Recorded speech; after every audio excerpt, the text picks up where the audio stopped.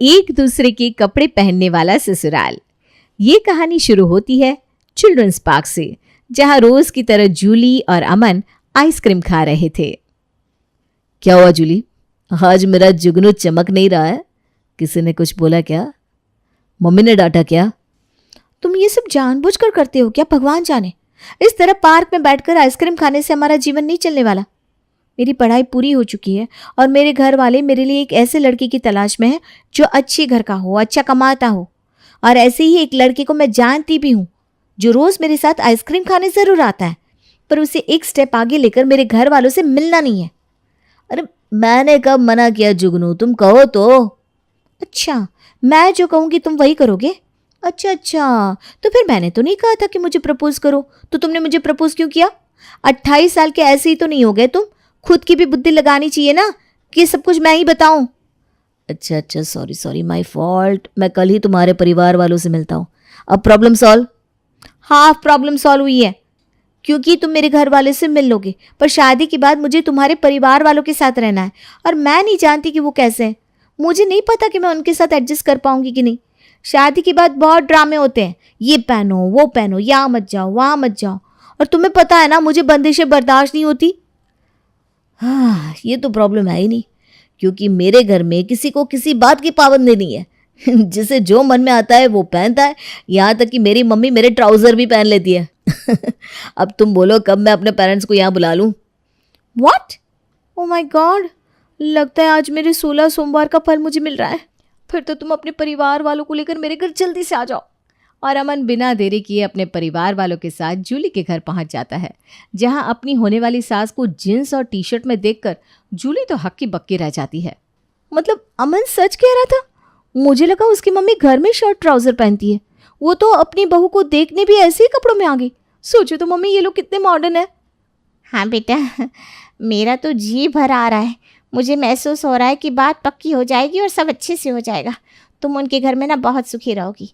जो लोग खुद इतने मॉडर्न हैं वो तुझे कभी किसी बात के लिए मना ही नहीं करेंगे। आगे बढ़कर जूली अपनी होने वाली सास के पैर छूती है तो मोना कहती है, हमारे घर में तो बेटियां गले लगती है, पैर नहीं छूती। आजा बेटा, गले लग जा। और ये क्या बहन जी, आपने जूली को पहले ही साड़ी पहन कर रखा है। हमने ऐसा थोड़ी ना कहा था कि हमें लड़की को साड़ी में देखना है। जाओ बेटा, तुम्हें जो कपड़े कंफर्टेबल लगते पहन कर आओ, क्योंकि हमारी बातचीत लंबी चलने वाली है। आप लोग जूली को देखने आए हैं और ये बात समाज में फैल जाती कि जूली लड़के वालों के सामने भी घर के कपड़ों में थी, तो हमारी तो बदनामी हो जाती ना। इसलिए हमने जूली को साड़ी पहनने के लिए कहा था। अरे पर ये बात बाहर जाएगी क्यों? हम लड़की को देखने नहीं, डन करने आए। अब जब दोनों बच्चों ने एक दूसरे को पसंद कर ही लिया है तो हमें तो बस इनकी खुशी में शरीक होना है। और ऐसा ही होता है। उसी वक्त दोनों परिवार की रजामंदी से अमन और मोना की सगाई हो जाती है। 2 महीने बाद अमन अपनी माँ को फ़ोन लगाता है। आज मैं बहुत खुश हूँ मम्मी, मेरे ऑफिस वालों ने मुझे हमारे ही शहर में ट्रांसफ़र दे दिया है। अब मैं आराम से जूली के साथ अपने घर पर रह सकता हूँ। आप तो बस शादी की तारीख निकलवाइए मम्मी। ये तो बहुत अच्छा हुआ बेटा, हम तो हमेशा से चाहते थे कि हमारी बहू हमारे साथ रहे। पर एक प्रॉब्लम है मम्मी, जूली के घर वाले चाहते हैं कि उसकी शादी इस शहर से हो, यानी कि बेंगलुरु से, ना कि दिल्ली से। अब हम यहाँ से इतने सारे लोग गाड़ी भर कर वहाँ आएंगे, उससे अच्छा है कि तू वहीं शादी कर ले और डायरेक्ट बहू को लेकर यहाँ आ जा। क्या? और नहीं तो क्या, हमने तो बहू को देख ही लिया है, उसके परिवार वालों से भी मिल लिया है। अरे तू कर लेना शादी, हमें कोई एतराज़ नहीं है। बैंड बाजे के साथ अमन बारात लेकर जूली के दरवाजे पर पहुंच जाता है और जूली को अपनी दुल्हन बनाकर अपने घर और अपने शहर दिल्ली ले आता है। दरवाजे पर निकिता अपनी भाभी की आरती करने के लिए आती है। बाकी सब तो ठीक है, पर ऐसे कपड़ों में घर की नई बहू का स्वागत कौन करता है? आज के दिन के लिए कम से कम दीदी को नए कपड़े ले लेने चाहिए थे ना। मॉडर्न होना अपनी जगह पर है, पर शादी ब्याह में जींस टी शर्ट। अरे भाभी, कहाँ किन ख्यालों में खो गई आप? अभी कमरे में जाने में वक्त है। अरे नहीं दीदी, मैं तो आपको देख रही थी, कितनी सुंदर दिख रही हैं आप। मांगे हुए कपड़ों में ना मैं हमेशा सुंदर ही लगती हूँ भाभी। सारी रस्मों के बाद जूली अमन के साथ अपने कमरे में चली जाती है और अनपैकिंग करना शुरू करती है। और कितनी देर इंतज़ार करवाओगी जुगनू? ये निकम्मा बैग खुले तब तो अमन, इसी में मेरे कपड़े रखे हुए हैं। अब इस भारी लहंगे में तो मैं सो नहीं सकती। ओहो हो बेबी, बस इतनी सी प्रॉब्लम, तो मेरे कपड़े पहन लो ना। तुम्हारे कपड़े अजीब नहीं लगेंगे मेरे ऊपर? हमारा साइज कहाँ सेम है? हमारे घर में हम सब ऐसे ही कपड़े लेते हैं जो 2 साइज़ के लोग पहन सकें। तुम फिक्र मत करो, तुम्हें मेरे कपड़े परफेक्ट आएंगे। और बिल्कुल ऐसा ही होता है। जूली को अमन के कपड़े बिल्कुल सही आते हैं और वो उन्हीं कपड़ों में सो जाती है। अगली सुबह घर की नई बहू की तरह जूली साड़ी पहनती है, गहने पहनती है और सज धज कर अपने कमरे से बाहर आती है। ऐसे कपड़े पहनती हो क्या तुम बेटा? क्यों पापा जी? नहीं मतलब बहुत हैवी हैवी नहीं लगता? देख हमारी नैन्सी को, ये तो कभी शॉर्ट्स या ट्राउज़र के अलावा कुछ पहनती ही नहीं। तभी अपने कमरे से निकलकर मोना बाहर आती है और उसने वही कपड़े पहन रखे थे जो पिछली रात सौरव ने पहने थे। मम्मी जी ने तो वही कपड़े पहन रखे हैं जो मेरे गृह प्रवेश के वक्त पापा जी ने पहन रखे थे। ये क्या बात हुई? बिल्कुल सही कह रहे हैं तेरे पापा जी बेटा। ये साड़ी सूट को छोड़े न जाने कितने ज़माने हो गए मुझे। पहले मैं भी ना बड़े शौक से रोज़ नई नई साड़ियाँ पहनती थी। और जब मैडम नई साड़ियाँ पहनेगी तो साथ में उसके मैचिंग की चूड़ियाँ और बलिया तो लाने के लिए कहेंगी मुझसे। इनके श्रृंगार के पीछे जेब खाली हो जाती थी मेरी। पर उस वक्त मुझे ये समझ में कहाँ आता था।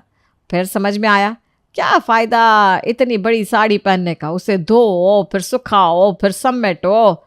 और साड़ी को समेटना भी ना खुद में एक बहुत ही जिम्मेदारी वाला काम है। पहले तो काम भी बहुत होता है, अभी के जैसा तो था नहीं। मेरे साथ ना मेरी जेठानी भी रहती थी। मैं उनसे कहती थी साड़ी का एक छोरा पकड़ने के लिए, ताकि साड़ी समेटने में आसानी हो। पर उन्हें जलन ही इतनी थी कि वो मेरे इस काम में बिल्कुल मदद नहीं करती थी। साड़ी बांधने में भी तो वक्त जाता था, ऊपर से साड़ी के साथ उसके मैचिंग का ब्लाउज स्टिच करवाओ, पेटीकोट खरीदो, कितना खर्चा। वही तो, ऊपर से ब्लाउज की फिटिंग ज़रा भी 19-20 हुई तो और दिमाग खराब। और इसी सब झंझटों के कारण मम्मी ने साड़ी पहनना छोड़कर सूट पहनना शुरू किया। पर सूट में भी तो फिटिंग बड़ी ज़रूरी है। और फिर मम्मी ने सूट पहनना भी छोड़ दिया और हमारी तरह ऐसे ही कपड़े पहनने लगी। वो तो अपनी अपनी पसंद की बात है ना मम्मी जी। अब मैं अपने मायके से इतने सारे डिज़ाइनर कपड़े लेकर आई हूँ तो पहनूंगी तो सही। और मेरे साथ तो साड़ी को लपेटने की कोई प्रॉब्लम नहीं है, क्योंकि मेरी सारी साड़ियाँ ना रेडी टू वेयर है।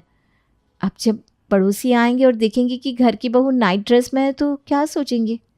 अरे पड़ोसियों का तो काम होता है बातें बनाना, ये कौन सा हमारा खर्चा चला देंगे। और पूजनीय राजेश खन्ना जी क्या कर गए हैं, कुछ तो लोग कहेंगे, लोगों का काम है कहना। जूली को अपने ससुराल वालों की बातें कुछ समझ में नहीं आती। वो रसोई में जाती है और नाश्ते की तैयारी करती हुई अपनी माँ को कॉल लगाती है। मैं तो अपनी ननद को देखकर हैरान थी मम्मी। एक तो शादी में कोई पहुंचा नहीं और जब मैं यहाँ आई तो मेरी ननद टी शर्ट पैंट में थी। घर पर भाई भाभी आ रहे हैं यही सोचकर कपड़े बदल लेती, पर नहीं, ऊपर से आज मेरी सास ने वही टी शर्ट और पैंट पहना था जो कल पापा जी ने पहना था। तेरी सास अपने पति के कपड़े पहनकर कमरे से निकली थी, पड़ोसी के पति के कपड़े पहनकर नहीं। और तुझे क्या मतलब इन बातों से? कोई कुछ भी पहने, तो खुद उनकी लाइफ में रोक टोक करना चाह रही है। अब फिर वो लोग अगर तेरी लाइफ में रोक टोक करेंगे तो तुझे अच्छा लगेगा क्या? हाँ, तेरा जो फ़र्ज़ है वो कर और खुद जी और दूसरों को जीने दे। किसी ने सही कहा है, घर पर बैठे लोगों के दिमाग में ना फिजूल की 10 बातें आती हैं। मैं तो कहती हूँ तू कल से ऑफिस ज्वाइन कर ले। ठीक है मम्मी। जूली सभी को नाश्ता बनाकर खिलाती है, घर में साफ सफाई करती है और इसी में दोपहर हो जाती है। एक भी कपड़ा ऐसा नहीं है जिसे देखकर कहा जा सके कि इस घर में औरतें भी रहती हैं। अगर मॉडर्न कपड़े पहनने ही हैं मम्मी जी को तो कम से कम अपने लिए गर्लिश प्रिंट के कपड़े तो ले ले। जूली छत पर जाकर कपड़े सुखाती है। कुछ देर बाद उसके घर की बेल बजती है। दरवाजे पर होती है सुषमा। अच्छा तो ये ब्लाउज़ तुम्हारा था? वही मैं सोचूं इस घर में ऐसे कपड़े कौन पहनने लगा। ये ब्लाउज़ ना बेटा कल उड़कर मेरी छत पर आ गया था, इसे लेकर मैं इधर उधर हर जगह घूम रही थी। पर ये कपड़ा तुम्हारे घर का होगा मुझे नहीं लगा था। ऐसा क्यों आंटी जी? अरे बेटा, जो लोग शुक्रवार की फेरी में जाकर कपड़े लूटते हो उनके घर से इतने अच्छी क्वालिटी का कपड़ा मिल सकता है भला? पैसे बचाने के चक्कर में तेरी सास और ननद लड़कों के कपड़े पहनकर बैठ जाती हैं।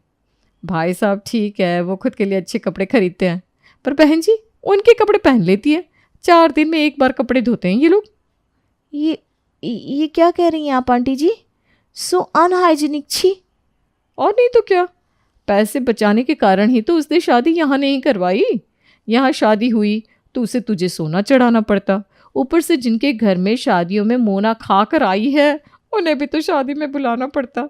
पर देखा इसकी होशियारी, अमन की शादी वहीं करवा दी और सीधा तुझे यहाँ बुला लिया। ये सब सुनकर जूली का सर ही चकरा जाता है। हे भगवान, कहाँ फंस गई मैं। अब समझ में आ रहा है क्यों पहले के ज़माने में लोग लड़के के परिवार वालों के बारे में छानबीन करते थे। ये लोग तो बड़े कंजूस निकले। जिसे मैं मॉडर्नाइजेशन समझ रही थी वो तो कंजूस ही निकला। जूली अगले दिन ही ऑफिस ज्वाइन कर लेती है ताकि उसका दिमाग घर के इस मैटर में लगे ही ना।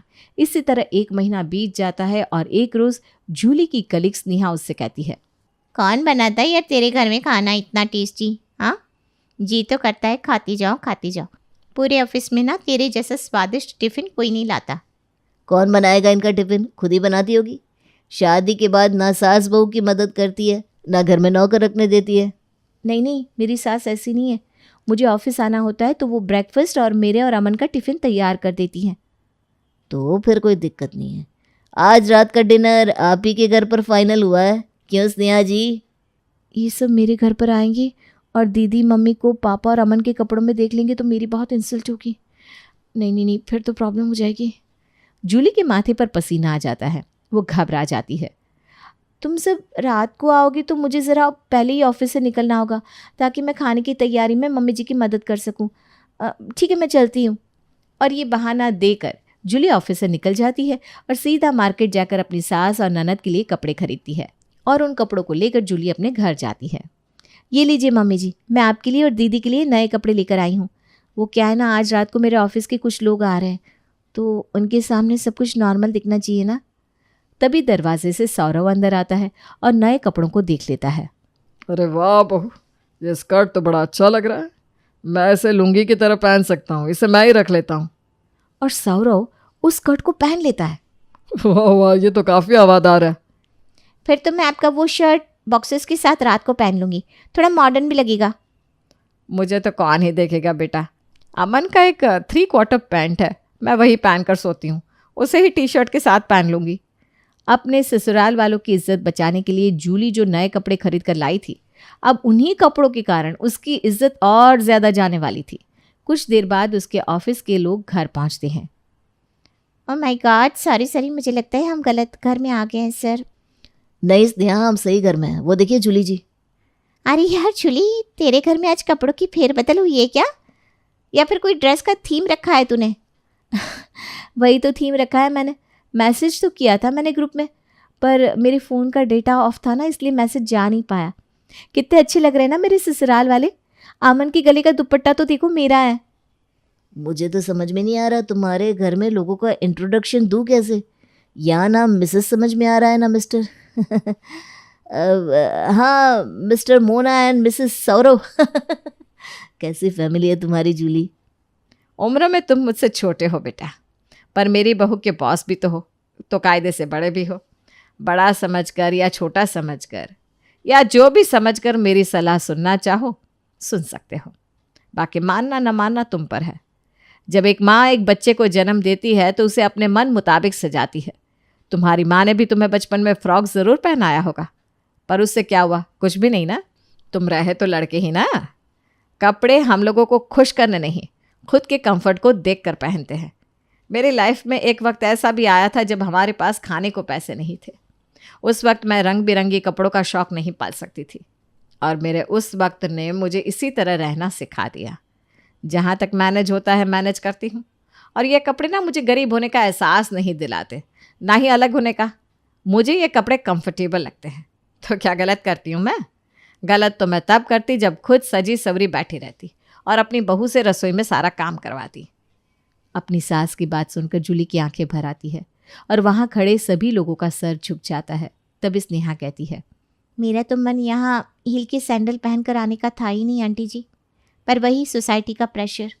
इतनी देर ऑफिस में काम करने के बाद मन तो करता है ट्रैक पैंट और शर्ट पहन कर ही बाहर निकलूं। मैं भी ना आपकी तरह ऐसे लूज़ कपड़े पहनना चाहती हूँ। और एक राज की बात बताऊँ, घर पर कई बार ना मैं अपने भाई के कपड़े पहन लेती हूँ। मुझे भी ना ये कोट पैंट नहीं पहनना है, लुंगी मिलेगी क्या? हाँ हाँ सर, पापा जी की लुंगी तो है ही। आज तो उन्होंने लुंगी ना पहनकर स्कर्ट जो पहनी है कमरे में होगी, अब भी लाती हूँ। हाथ में अपने ससुर की लुंगी लिए अपने पति के कपड़ों में जूली बाहर आती है और उसे देखकर सभी तालियां बजाने लगते हैं। इस परिवार ने मुझे किसी चीज़ की कमी नहीं होने दी, पर फिर भी मुझे एक बात खटकती कि आप लोगों के कपड़े देखकर लोग क्या बोलेंगे। मुझे भी इस तरह रोज़ तैयार होना समझ में नहीं आता था मम्मी जी। ऑफिस जाओ, वापस आने के बाद फिर से मेकअप लगाकर अच्छे कपड़े पहनकर बैठो ताकि अगर कोई पड़ोस वाले आ जाए तो बातें ना बनाए। पर आज मुझे एहसास हुआ कि आप सही कहती हैं। कुछ तो लोग कहेंगे, लोगों का काम है कहना। हमें अपना कंफर्ट दिखना चाहिए, पड़ोसी हमें पैसे देने नहीं आने वाले। तो पजामा पार्टी शुरू करो और लगाओ खाना। और अपने ससुराल वालों की ड्रेसिंग सेंस चेंज करने में लगी जूली खुद उन्हीं की तरह बन जाती है।